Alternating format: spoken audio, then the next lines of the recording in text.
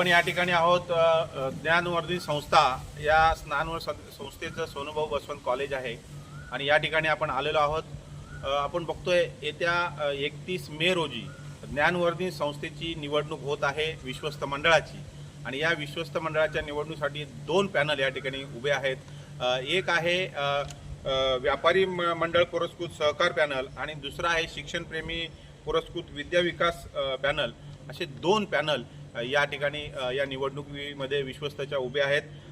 एकूण 11 जागा आहेत आणि 11 जागांसाठी एकूण 24 उमेदवारांचा फॉर्म भरले होते, मात्र तिघांनी माघार घेतल्यानंतर आता 21 या ठिकाणी उमेदवार आहेत। यामध्ये सहकार पॅनलचे 11 उमेदवार आहेत तर विद्या विकासचे 10 उमेदवार या ठिकाणी उभे आहेत आणि माहितीनुसार 99 मतदार या ठिकाणी या निवडणुकीमध्ये भाग घेणार आहेत। त्यातील बहुतांशमध्ये 7 मतदार हे मयत असल्याचं बोललं जातं।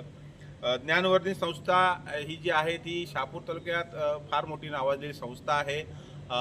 हे जे आपण उभे ज्या ठिकाणी आहोत ते सोनूभाऊ बसवंत कॉलेज याच संस्थेचं आहे आणि त्यामुळं या संस्थेच्या विश्वस्त मंडळाची जी निवडणूक आहे ती फार चुरशीची होत आहे।